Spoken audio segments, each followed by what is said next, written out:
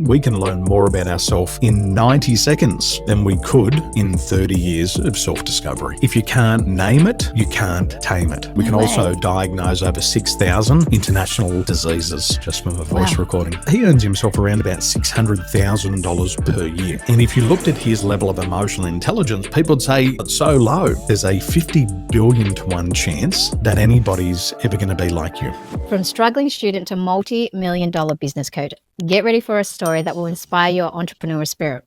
What if the key to accelerating your success wasn't just hard work, but mastering the hidden language of emotions? Imagine transforming your business in less time than it takes to grab a coffee. Our guest today did just that, helping clients add over 100 million in revenue. He's cracked the code on using emotional intelligence to boost influence, impact, and income. Even more impressive, he built this empire after overcoming learning disabilities and chronic health issues that would have stopped many in their tracks. Get ready for a masterclass in resilience, innovation, and the power of understanding human nature in business. From wakeboarding champion to leading 17,000 airline staff to being recognised as Australia's #1 business expert on emotional intelligence, this is the extraordinary journey of Daniel Tolson. Welcome to the show, Daniel. Linda, thanks for having me here, and thank you for the wonderful words. Greatly appreciated. I was so excited because you did a little thing, emotional intelligence test. So we're going to crack on about that. But before we start, tell us about your journey and what's made you the man you are today. In 2016, I wanted to become a better leader, and I had tried many things. I had gone to a lot of personal development events. I had read self-help books, listened to self-help audio, and I still felt that I was struggling to really understand who I was. And I learned that a man or a woman can't be their own psychologist. So I realized at that stage I really need to learn from the experts. So I hopped on an aircraft, I flew to America, and I met one of America's top workplace psychologists. And she said, Daniel, if you want to excel, if you want to become a better leader, you have to trust in science. And I said, well, what does that mean? She said, today, with a very short assessment, you can learn more about yourself in 10 minutes than you could possibly learn in 10 or 20 years of self-discovery. So I completed this insight. I started to read through the results. And I asked her, I said, have you been spying on me? Have you been interviewing my mother?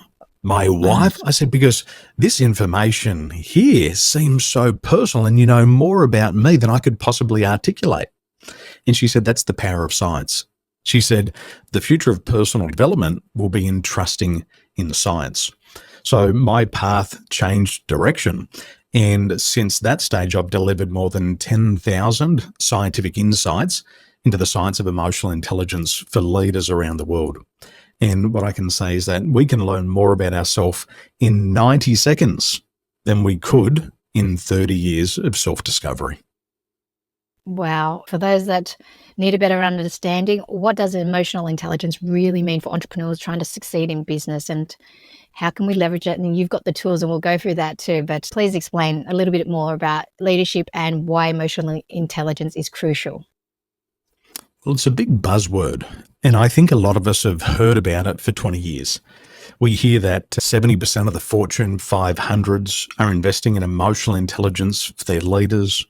We're hearing about companies like Pepsi increasing their productivity by 10% by training people in emotional intelligence.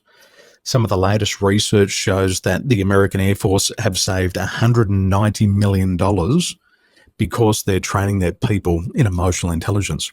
So we hear all these wonderful statistics, but most of us still don't understand what it is. When I grew up, we had a pawnbroking business, something like cash converters. We would buy and sell secondhand goods. And we didn't know what emotional intelligence was in the 90s. But what we said was you had to be street smart. And being street smart in a pawnbroking business was being able to look at your customer and understand why they think and feel the way that they do. Because we would buy, we would sell, we would trade. We had to get the best result for ourselves. We had to get the best result for our customer. And so emotional intelligence was being street smart.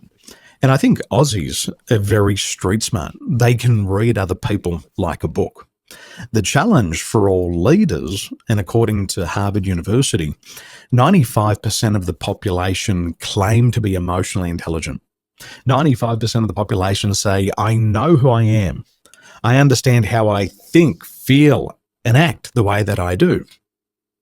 But I don't have what I want. And that's the gap. Harvard says 95% of the population claim to be aware, but the true result is only 10 to 15% of people are really self-aware.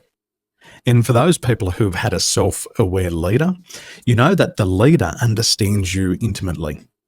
The leader understands how to communicate to you in your preferred style. The leader understands when you're stressed before you even see it in yourself. And we know the big difference because those leaders who are not emotionally intelligent, they only focus on themselves. They're all about getting themselves results, recognition for themselves, but they're not taking care of their people. And this is why the Fortune 500s are investing in emotional intelligence trainings, because they're saying that the leader, number one, has to be able to get results for themselves, first of all. And then secondly, they have to be able to get results through others. And that's really the power of emotional intelligence, giving you a set of tools to be able to do that. Do you think emotional intelligence builds over time based on your upbringing? Like what circumstances can affect that and increase it more? Or how does one improve their emotional intelligence? Is it natural? Takes time? Well, we have both genetic and mimetic influences.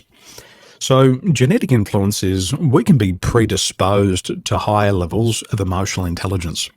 So if I look at my mother and father, my mother has a higher or more active level of emotional intelligence. However, in the industry that she grew up in, that's something that you learned. So she grew up as a hairdresser, and the hairdressers are probably some of the best counselors in the world. Think about it. You go and get your hair cut, you get your hair dyed, you get all the greys taken out, and all of a sudden you're telling the hairdresser all of your personal challenges. What's happening with your boyfriend, what's happening with your second boyfriend, complaints about your mother. And so as a hairdresser, you're always on your feet. You're always face to face with people.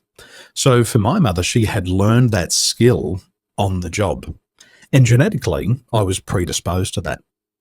However, my father was one of 12 children.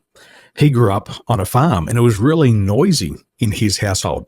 So he learned to shut down and to block out a lot of the noise. When he worked in construction, he wasn't getting paid for mindset.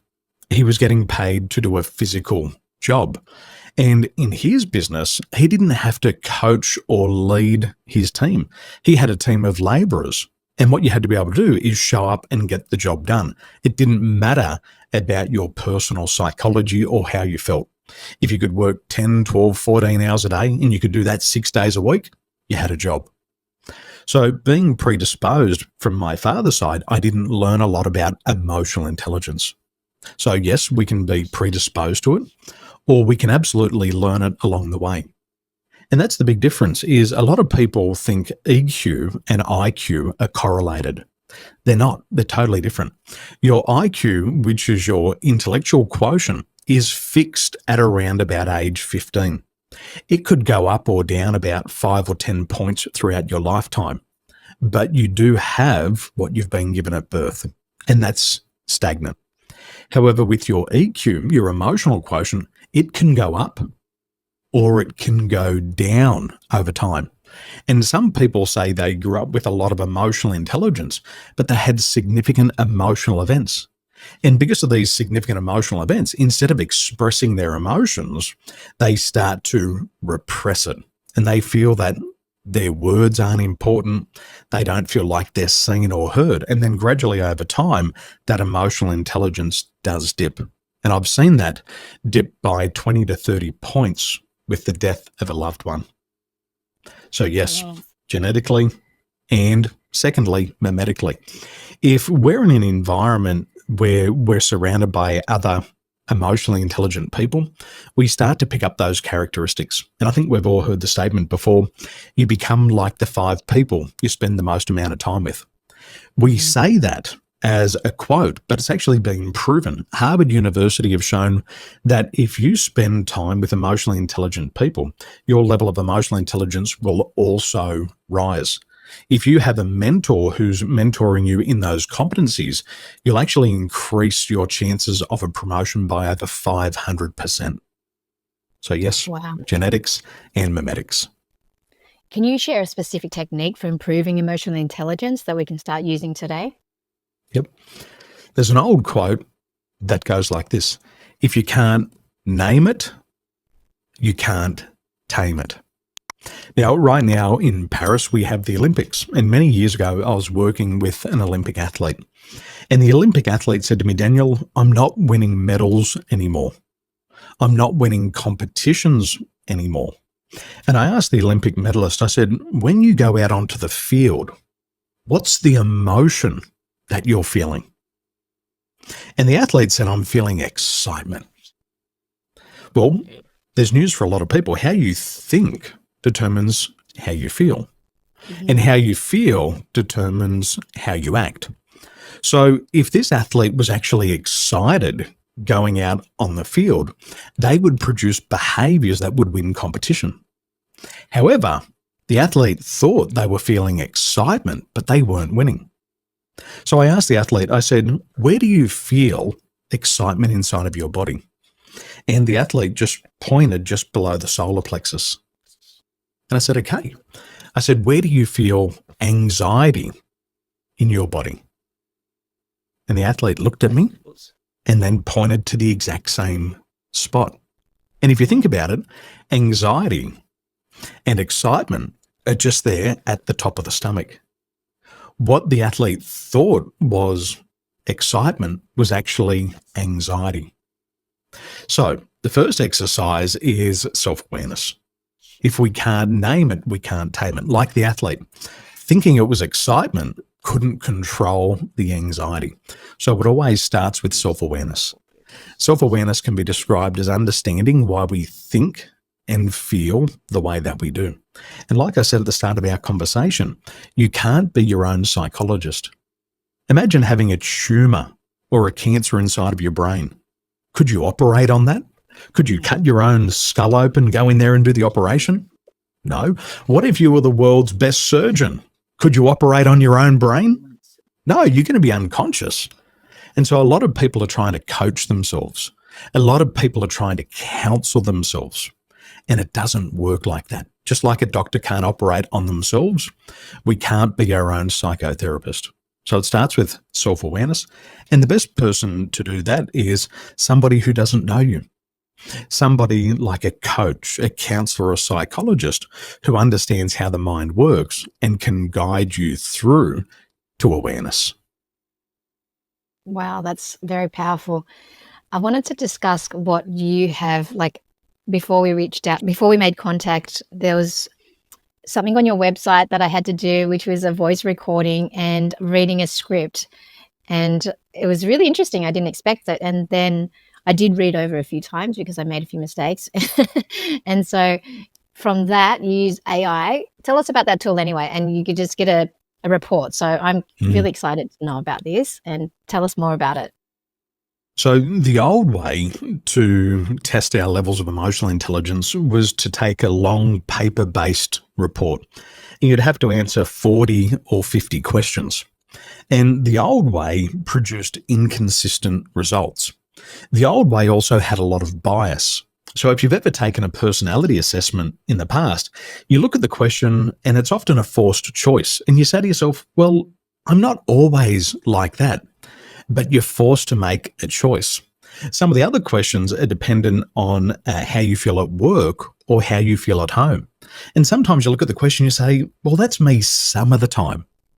So the old assessments that we used to do were paper-based or on a computer, and they had a lot of bias. And when people would get their 40-page report, they were never certain. Well, it sounds a little bit like me. Well, the new way is to remove all of the bias. And what you've experienced is what's called our mind report. Now, our mind report starts with a 90-second voice recording.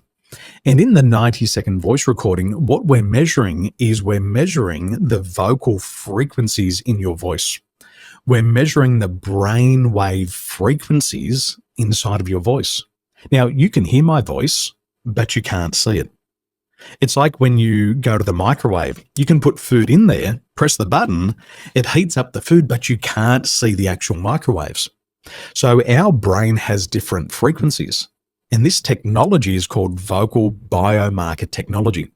And it's measuring emotions in your voice. And in that 90-second voice recording, we captured 1,440 emotional triggers.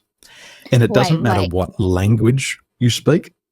Yeah, It doesn't matter if you read the script correctly. What if you multiple times as well? Does that matter? No, because it's not measuring the words that you speak. It's measuring the emotions inside of the voice. So think about when we're listening to a podcast or a radio. We can hear the sound, but we can't see it. The technology and the AI data can listen to the vocal frequencies, and then it tells us about your personality. So in front of me, I have a 8-page report all about Linda. I understand the stress type that you're exposed to. I can see your personality, your inner strengths, your potential. I can also see the energy levels in the 7 chakras in your body. And that's all from the 90-second voice recording. And this technology was created with psychology, epigenetics. We've got 40 years of big data that goes into this, and it gives us results in 90 seconds. Jeez, that's fascinating. Sorry, before I interrupted you, you were mentioning all the other things that it captures. Did I cut you off, and was there anything more? Because you mentioned like other things and then I interrupted. So much more. Today, we're going to have a look at the tip of the iceberg. What's below the tip of the iceberg is our technology can actually measure what's called your emotional blueprint. And it can measure all the emotions you've experienced from the final trimester in your mother's womb, all the way up to now. I can have a look at your personality types. I can have a look at any disease that might be in the body. And so we can also diagnose over 6,000 international diseases. Just from a voice recording? Just from a voice recording. We just yesterday, one of the biggest hospitals in our area have partnered with us to start to use the technology in their hospital. It's in hospitals across South America. We have hospitals in Malaysia, in Vietnam. Motorola has just started to use this with all their executives. Wow. It's the most fascinating technology. The fact that you said epigenetics as well and the chakras, you've added different things in there, things that I'm fascinated and interested about too. It's not just purely just frequencies, but other things combined. I'm curious to know some of my results. I'm going to share it, the vulnerability with the audience, but can you share what diseases? I thought I'm pretty healthy, but yeah, give us a rundown on what you came up with. Well, we'll start with stress, and stress is a very important conversation because whenever we go into a hospital, the doctors always tell us stress, sleep, and anxiety. Stress, sleep, and anxiety. And these are the 3 big impacts on leaders, but also on adults. If we have a look at some of the latest data coming out of Australia, Medibank Private says that the cost of stress to the Australian population has exceeded $14 billion per year. Stress. Wow. In terms of business, stress is costing business $10 billion a year because of sick days. Wow. So all the research has been done, and it shows us that the cost of stress to the country and to the workplace is getting out of control. When I used to work with Emirates Airline, we used to get given a very short rest period. We would oftentimes have 1 a.m. departures. We would fly from Dubai over to the subcontinent at 1 a.m. in the morning. We would come back and finish work at 1 p.m. in the afternoon, and we might be awake for 24 or 36 hours. So the stress that had on our body caused major delays to the airline. If some of our crew were sick and they didn't show up to the flight on time, the company would be fined 2,000 US dollars per minute. Oh, wow. So imagine that somebody's stressed, they haven't slept, they don't come to work on time. We can't take off the aircraft because we don't have enough crew. The cost is 2,000 US dollars per minute. So what So happens then? then what happens is the company loses all of its profits, and me as the leader, I get a telephone call from my manager. Daniel, please come down to the office, explain what's happened. Some flights are delayed, and I think a lot of people have experienced that. It's oftentimes because they don't have enough crew to operate the flight. So Wow. let's start with stress. There's 3 types of stress. The first type is logical stress, and this has to do with your health, your career, your finance, and your future. And a lot of people go to bed at night time and they can't fall asleep because they're worried about money. They're anxious about their future. Some people have emotional stress and they try to go to sleep at night, but they're worried about people. They're worried about pets. They keep thinking about their relationships, and the stress impacts the sleep. So after you completed your 90-second voice recording and having a look at your mind report, the type of stress that impacts you is called logical stress. So for you, you're going to lose sleep over health. You're going to overthink your career. You'll worry about future. And what it tells us is that you're very good with people. So if you have a people problem, you're not going to lose sleep over that. But what you'll do is you'll lose sleep over your career and over worries about the future. So how does that impact the body? Well, 50% of the population are sleep deprived.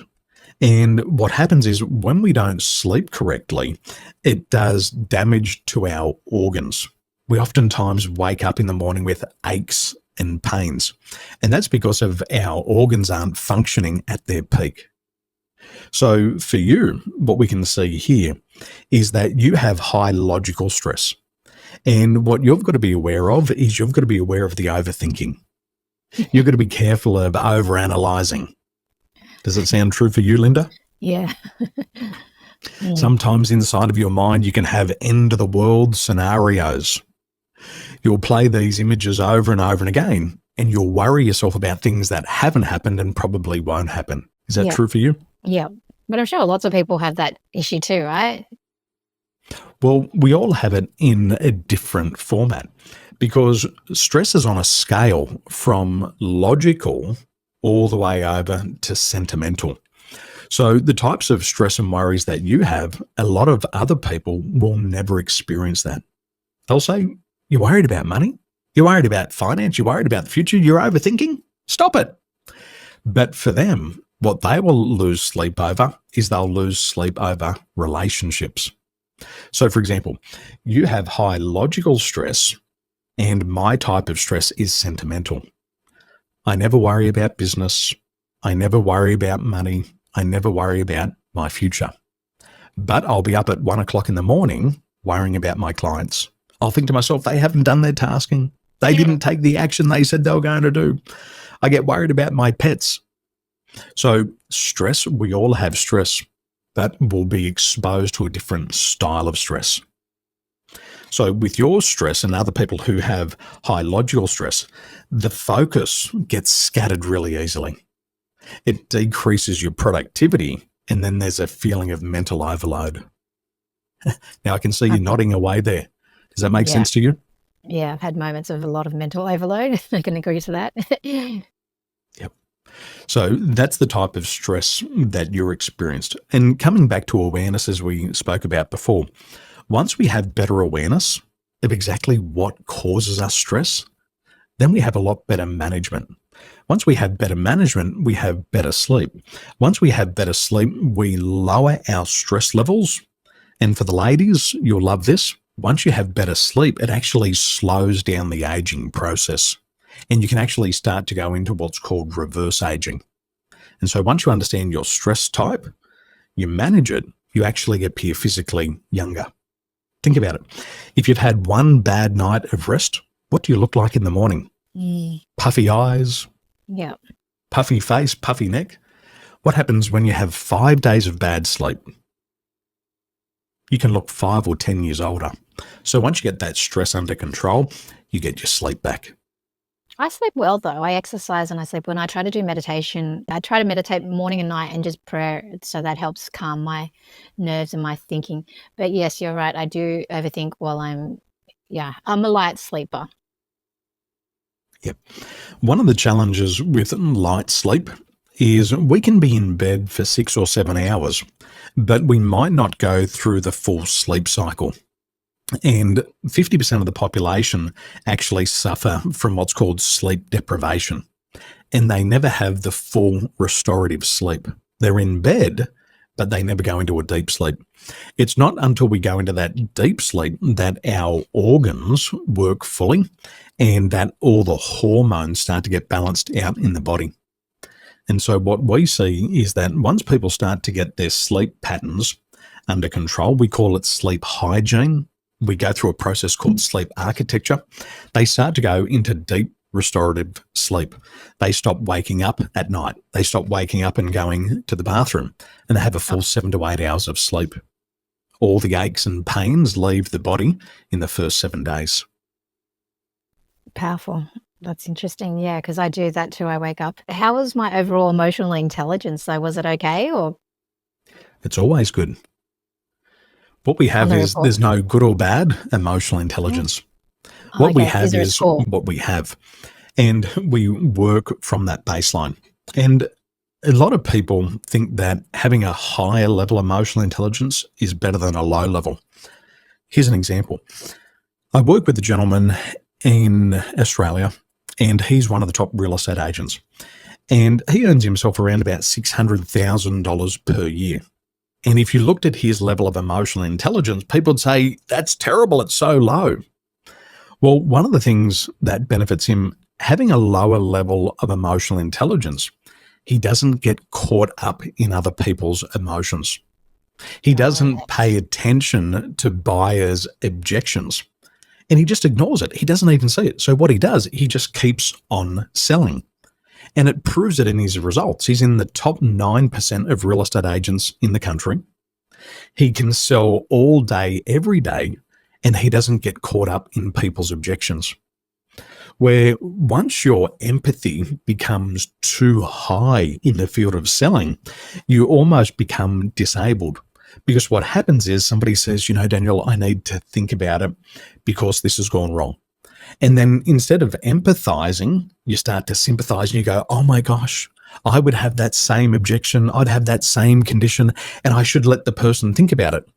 And what happens is the salesperson stops selling, but that same person signs the next agent up who comes through the door. So having a higher level of emotional intelligence can actually work against you in certain fields.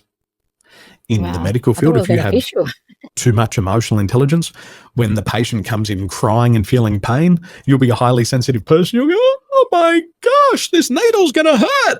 And you'll be crying with the Yeah. patient. You don't want a doctor who's crying whilst they're doing the operation. You want them to be able to manage that emotion and be emotionally detached just to save your life. Yeah. So here's some more that's things about you. When we had a look at your emotional quotient and your personality type, we discovered that your personality style is called the giver. And I'm going to explain that to you in the moment. Now, what we've got to remember is that there's a 50 billion to 1 chance that anybody's ever going to be like you. There's a 50 billion to 1 chance that somebody will think, feel, and act the way that you do. But as you understand your personality style, you can start to have more strength. And as you start to have more of that emotional strength, you'll get 20, 30, and even 50 times more out of your life. Because so many of us get caught up worrying about our weaknesses. I've got to improve this weakness. I've got to fix this weakness. In emotional intelligence, what we do is we say, play to your strengths. There's reasons why you have strengths. And there's reasons why you have limitations. You could spend your whole lifetime trying to fix your weaknesses, but that won't make you strong. What you do, you figure out what your strengths are and you use them every single day. So let's have a look at your style. Your style is called the giver. And for your personality type, you want to nurture people. You want to support other people. And for you, your style overflows with empathy. Do you have a lot of empathy for other people? Do you care for other people? I guess so. I can be a bit tough sometimes with the kids, but empathy-wise, yeah, I guess so. I don't know. So for you, deep down, you have a deep concern for people. And for you, you want to build close connections. And these are the personality strengths.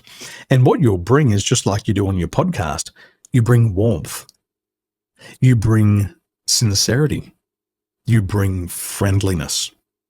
But one of the things that you've got to be aware of is sacrificing yourself for others. You've got to be aware of letting other people take advantage of you, because you'll want to help people, sometimes even at the expense of yourself. And that can come with playing too many roles. What are roles? One, I'm a podcast host. I'm a business person. I've got a side hustle. I'm a mum. I'm a wife. I'm a daughter. And we try to do all these roles just to keep others happy. Makes sense, doesn't it? Wow. Oh my gosh, yes, because I try to do too much, way too much. But I am a driven person too. I don't know. I'm just, yeah, keep going. That's fascinating. Yep. So when we look at that drive and you start to understand your personality, it starts to make sense. Yes, I will sacrifice myself for others, but what happens is I take on the workload. Now, there's reasons why we do this. And with the giver personality style, what we want more than anything else is we want people to love us. We want people to accept us. And this is why we start to sacrifice ourselves for others. And that's what develops that personality. And this is why we say with emotional intelligence, we've got to understand how we think, feel, and act. We've got to understand how we're hardwired. Now, the fear that comes along with your personality type, and all styles have a fear, is it's the fear of not being loved, not being valued, and not being recognized. Okay. I think that goes to my upbringing. Yeah, that's powerful there. It's exactly what you said there. It's in our upbringing. It's in the time in our mother's womb. It's those first 7 years of birth, which is called, or 7 years of our life, which is called our imprint period. And it's quite an emotional experience when you start to reflect on this, because it brings up all those emotions from the past and we go, oh my gosh, I now realize why I do what I do. Making sense? Yeah. I can see you getting emotional. I'm trying to hold it in, but it's true. Anyway, sorry. What you're going through, Linda, is common for everybody. And what you said here is, I'm trying to hold the emotion in. In almost all countries, Australia, I remember when I was growing up, whenever I wanted to show emotion, I would get shut down. Yeah. Especially when I was around my friends. Don't show a weakness. Don't let people know that you're upset. Don't show them your fears. And unfortunately, because of that culture and conditioning, what we say is that my emotions aren't valuable. So what I'm going to do is I'm going to repress them. Now, here in Taiwan, my wife is Taiwanese and my children are half Aussie and half Taiwanese. And what I see in the culture here is people repress their emotions. Even when one of our loved ones is passing away, don't cry, don't let the tears touch the body, don't lose face. And so emotions are natural. What do children do? You're a mum. Children laugh, they cry, they wet their pants. They're totally spontaneous. And that's how humans are designed to be. But we get conditioned. Don't show emotion. Don't be overly emotional. And what happens is with Mind Report, all of these emotions get trapped inside the body. And it's that emotion that leads to illness and disease. So it's okay to have emotions. It's okay to express them. Wow. Is there any more to that report, or There sharing is the vulnerability? so much more. Wow, So that's whilst we're on a powerful. roll, let's think about careers. For each personality style, there's certain careers that if we align ourselves with these careers, success becomes easy. So for me, when I grew up, Linda, I grew up with a lot of learning disabilities. And I couldn't learn like the other children. And so for me, I had to learn about myself and figure out, where do I put this brain? What Yeah. environment do I put this brain in for me to succeed? But then I realized that each personality style has careers that really suit them. So for somebody who has the giver personality type, you should focus on social work, things to do with HR, customer service, be a teacher, be a coach, be a psychologist, be a nurse, be an event planner. These things, when we work intimately with people, we get the best results out of ourselves. A lot of us, especially here in Taiwan, we never pursue our chosen vocation. We're too busy trying to keep the elders happy. Mum and dad say you should be an accountant. So there's thousands of accountants here in Taiwan and they hate being accountants.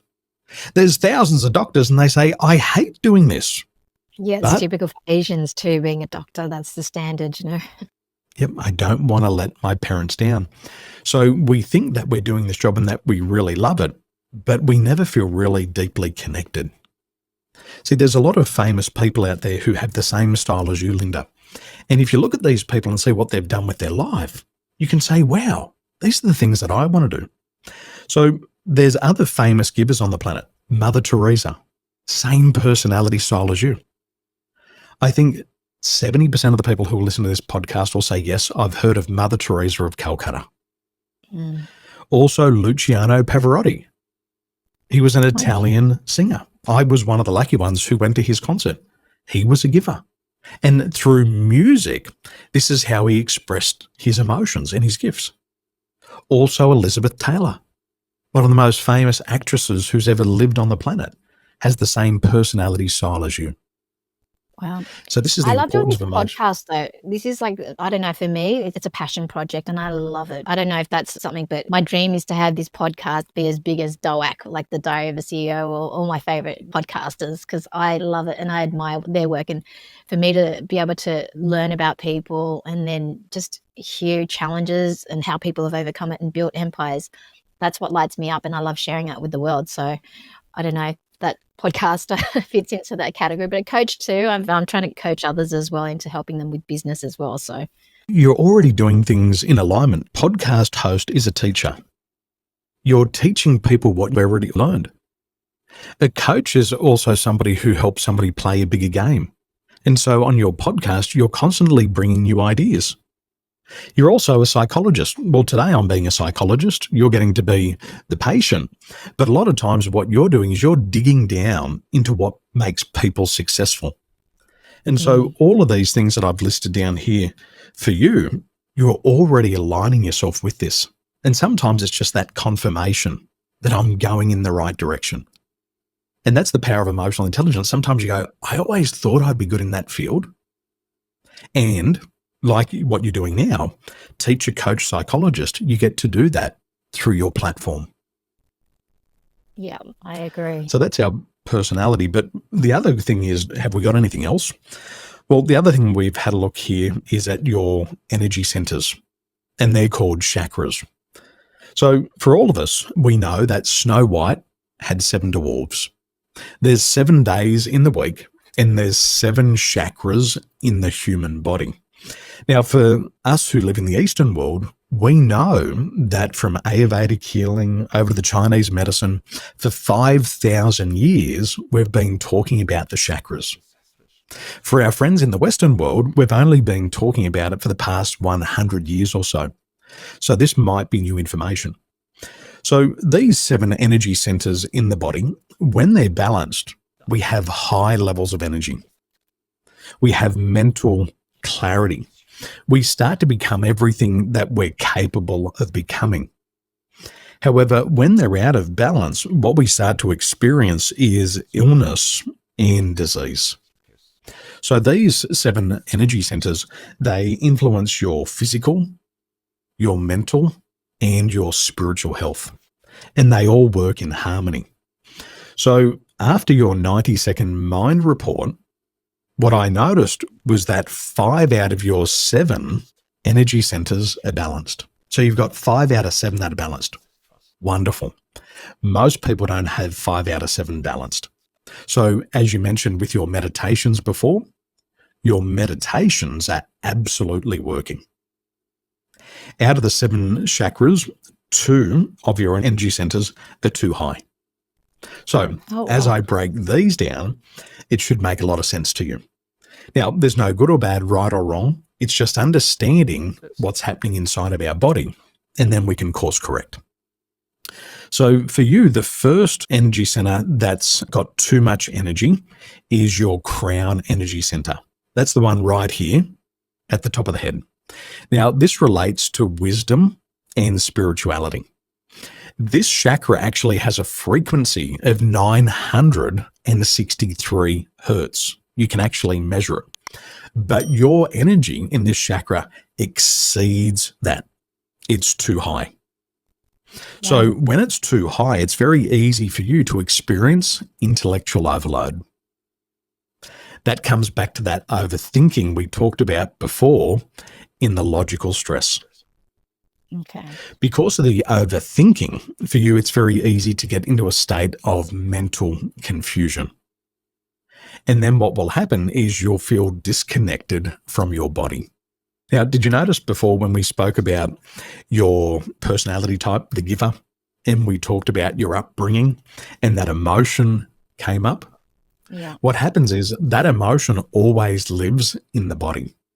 But oftentimes for a lot of us, our upbringings have been so painful that we don't want to experience that anymore.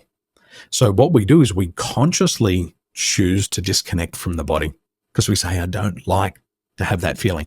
But if I can just live in my head and I can put those feelings somewhere else, that's a much better feeling. Okay. Does that make sense, Linda? Yeah, it does. Does that mean, Now, because I love reading books, like my passion is reading books, self-development and knowledge and business books. And is that attracting to that chakra as well? Overloading?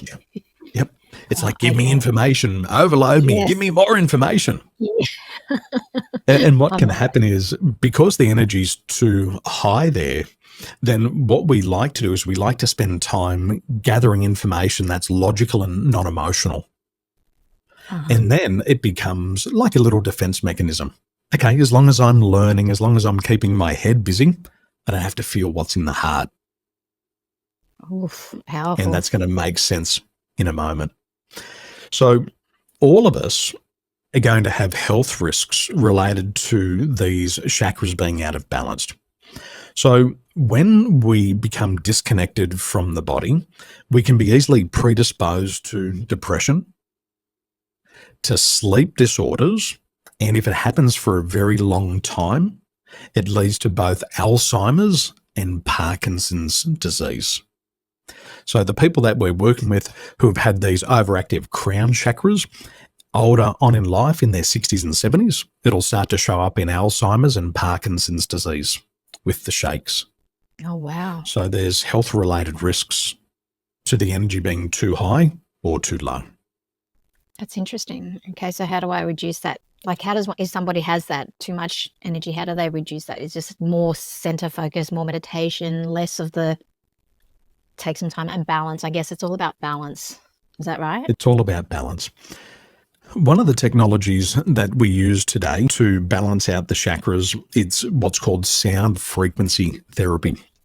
Yep. So we have a team of doctors and scientists who create special audio and sound frequency healing therapies that all we need to do for 15 minutes a day, we wear a special set of headphones and the audio frequency then balances out all the chakras and the organs in the body. So for somebody like yourself who's got an overactive crown chakra, we would design a sound frequency therapy to balance out that chakra and bring the energy back down to 963 hertz at its optimal level. And that only takes 15 minutes a day. Oh, You don't wow. have to meditate. You don't have to do affirmations. You don't need to go to talk therapy anymore. All of Interesting. that's the old way. The new way is through sound frequency therapy. I And did that's how we something like balance it that. out.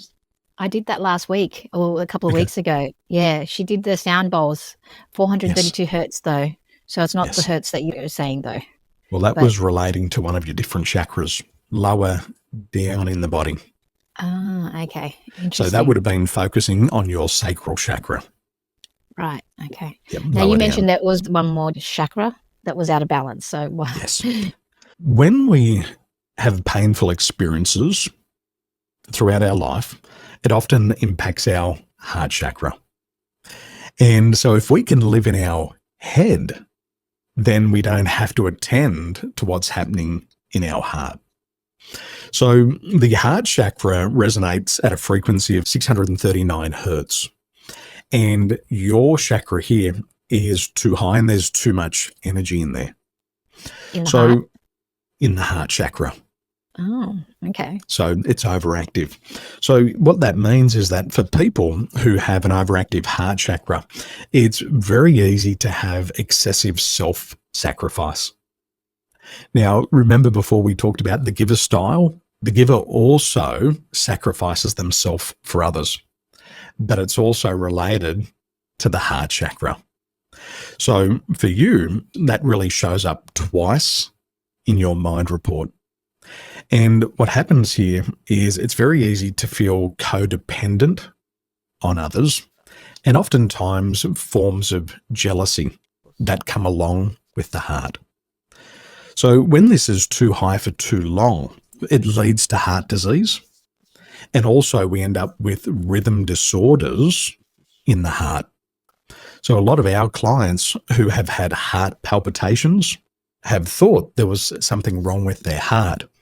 But once they went through the frequency therapy, they realized that there was too much energy inside the heart chakra. And through sound frequency therapy, it's been able to balance it out in the first 7 days. So for you, what I want you to remember is that for the heart is at its weakest between 7 a.m. and 9 a.m. in the morning. So for you, you've got to make sure that your environment is stress-free during that early time. Now, this is a global piece of knowledge here. The most amount of heart attacks happen between 7 and 9 a.m. in the morning. And what do we tend to do as business people? We get up in the morning, and the first thing is, before balancing ourselves out, we check our emails.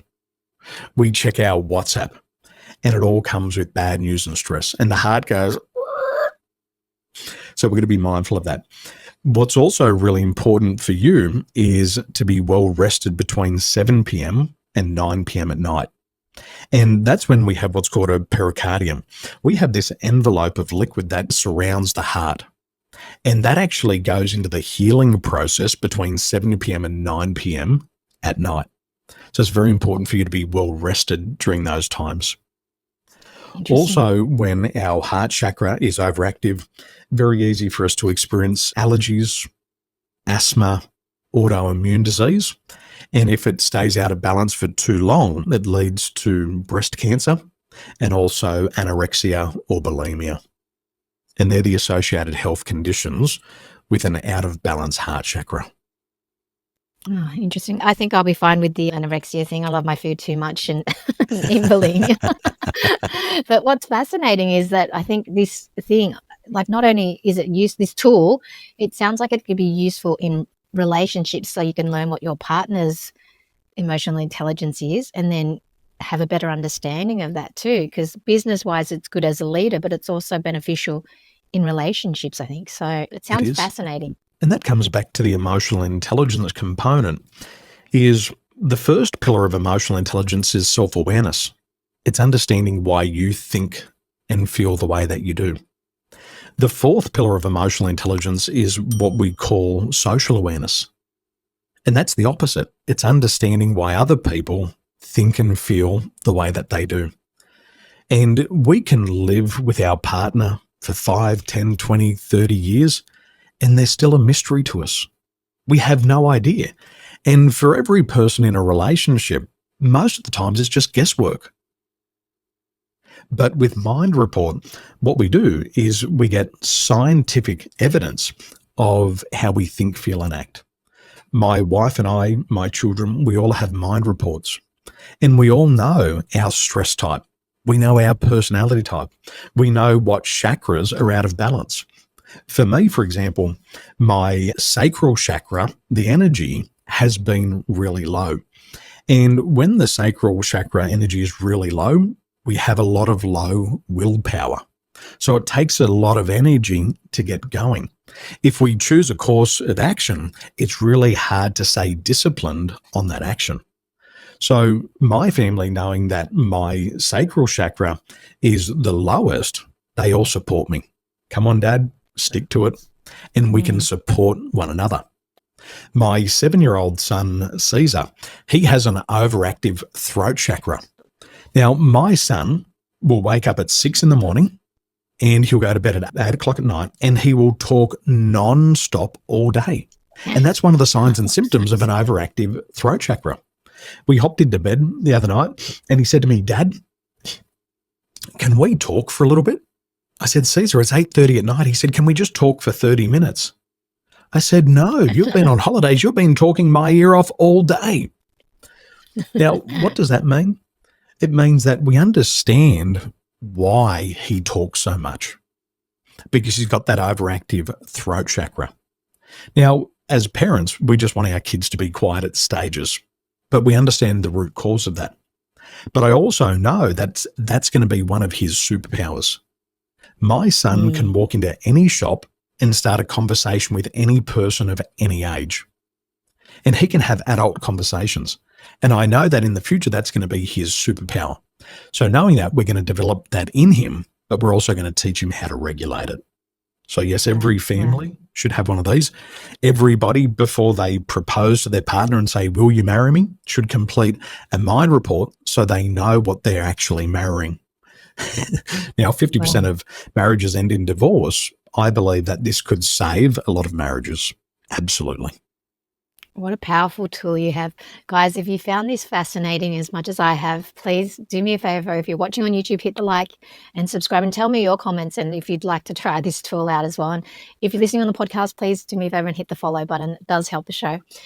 I know that we're running out of time and I'm mindful of your time as well. Do you have any key message that you want to share with the audience, and where can people find and connect with you and access this tool? I'll leave the link in the description as well, but if they want to connect with you through socials, where can people find you? Beautiful. I think in the summary, there's a great quote, and a gentleman by the name of Robin Sharma wrote a book called The Monk Who Sold His Ferrari. Now, the author of the book said, awareness precedes change. And what that means is we first of all have to become aware of how we think, feel, and act. We have to become aware of our stress type, our personality type. We've got to understand the level of energy in our chakras. Once we do that, only then can we make a change. So remember those words.